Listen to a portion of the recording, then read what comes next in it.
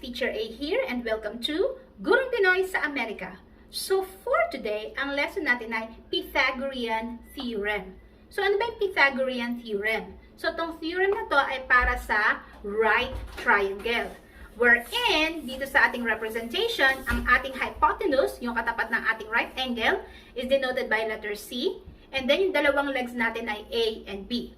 So sabi sa Pythagorean Theorem, yung square ng segment ng hypotenuse, which is denoted by letter C, is equal sa sum ng square ng dalawang legs, si A and si B. Ulitin natin. Yung square ng segment or ng measurement ng ating hypotenuse is equal sa sum ng square ng ating dalawang legs. In symbols, eto yon. So, C squared is equal to A squared plus B squared. So, ito yung pinaka-formula natin para mahanap natin yung missing measurement or missing side sa any right triangle. So, paano yon? Let's have example number 1. So, example number 1, halimbawa, yung ating first leg ay A equals 4. Ang second leg natin, denoted by B, is 3. At nawawala si C, which is yung ating hypotenuse. So, gagamitin natin yung Pythagorean theorem natin na C squared is equal to A squared plus B squared. So, yan ang first step. Isulat natin yung ating theorem, yung ating pinaka-formula.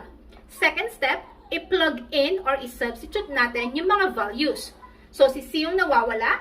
So, therefore, bring down natin si C squared equals si A natin ay 4. So, instead of A, write down 4 and then squared plus si B natin ay 3 and then squared. So, solving yung nasa right side ng ating equation, kopyahin si C squared equals 4 squared means 4 times 4 and that will give us 16 plus 3 squared is 3 times 3 and that is 9. So, tuloy natin yung pagsusolve. C squared is equal to 16 plus 9 is 25. Eto na ba yung final answer natin? Not yet. Kasi naka-square si 2. Ay, naka-square si C, I mean. So, paano natin aalisin yung 2 rito? Extract natin yung square root. Para ma-cancel out yon, ang matira lang ay si C, which is yung missing side. So, anong square root of 25? Ibig sabihin, mag-isip ng number. Kapag minultiply sa sarili, 25 ang sagot. Okay, so that is 5. So, therefore, ang missing side natin, ang ating hypotenuse ay 5. Okay? So, that's example number 1. Let's move on sa ating example number 2. Okay, example number 2. Ang A natin ay 8. Yung B naman na ngayon ang missing. At ang ating hypotenuse, which is yung C, ay 10. So, paano natin isosolve si B? So, again, gagamitin pa rin natin ang ating general formula, ang ating Pythagorean theorem na C squared is equal to A squared plus B squared. Always, ang una nyo gagawin is isulat yung pinaka-theorem natin, yung ating formulang gagamitin. And then, second step, i-plug in yung mga values. Si C ay 10, so sulat natin, 10. Naka-square siya, so squared equals, si A natin ay 8. And then squared, si B, siya yung nawawala. So, just copy it down, B squared. Then, evaluate natin yung may mga exponents. 10 squared, ibig sabihin 10 times 10, and that's 100. Equals, 8 times 8 is 64. Plus B squared. So, since si B ang hinahanap, pagsamahin natin yung dalawang numbers. So, si 64, dadalhin natin sa kabila, magiging minus siya. Kasi positive, pag lumipat ka ng equal sign, mag-change yung sign mo, magiging negative. So, 100 and then negative 64 or minus 64 is equal to B squared. So, 100 minus 64 ay 36 is equal to B squared. Again, ang hinahanap natin ay si B at hindi si B squared. So, alisin natin yung exponent by extracting the square root. Para ma-cancel out yung exponent, matira si B. So, B is equal to Ano square root ng 36? Correct. So, that is 6.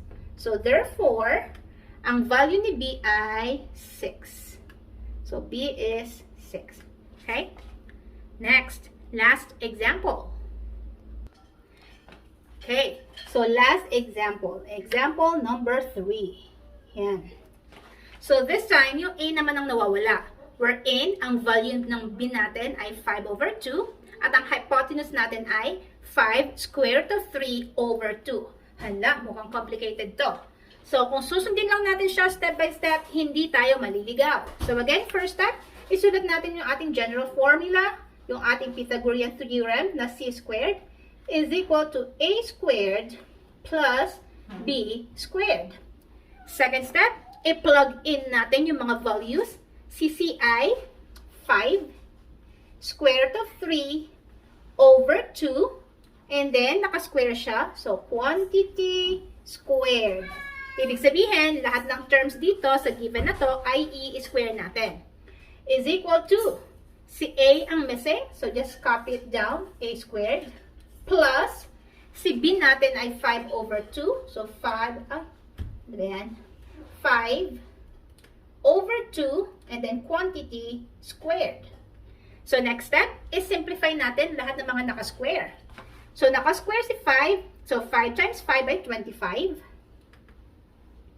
And then, square root of 3 times the square root of 3 ay square root of 9. And then, kapag kinuha yung square root of 9, that is 3. So, 25 times 3 to. Over 2 squared ay 2 times 2, which is 4. Okay? Equals. Again, copyahin si A squared. And then, simplify si B. 5 times 5 ay 25. Over 2 times 2 ay 4. So, simplify muna natin to bago natin ilipat si B sa kabila. So, 25 times 3 ay 75. Then, kopyahin si over 4. And then, si 25 over 4, ilipat sa kabila. Kasi kailangan si A lang nandito dahil siya ang sinusolve natin. Plus yon nilipat, magiging minus. 25 over 4 is equal to A squared. Now, kulang ang space ko. Burahin ko muna to.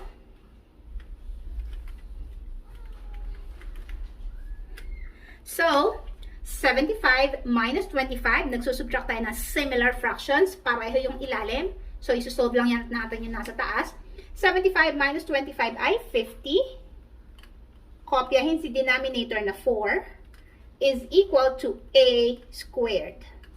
So, since naka-square to, A lang hinahanap natin.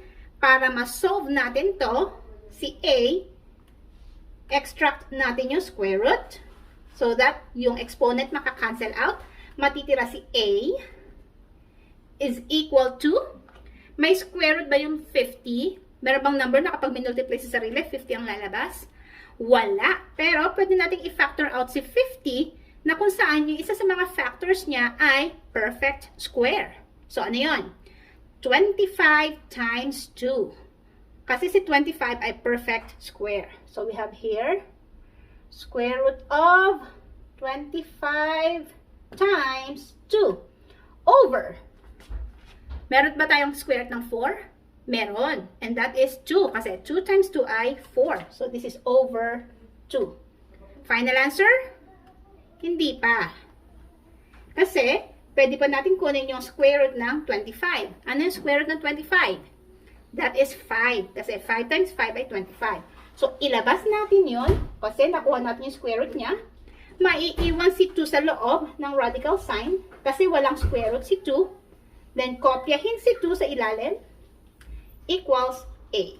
So, therefore, ang value ng A ay 5 square root of 2 over 2.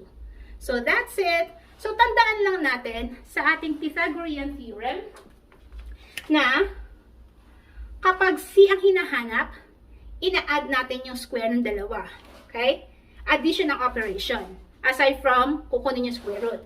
Kapag si A or si B ang nawawala, that is subtraction. Kasi, kukunin nyo na yung opposite niya. Okay? So, kung natuto kayo sa ating lesson, kindly give me a like para i-share ito ng YouTube sa iba.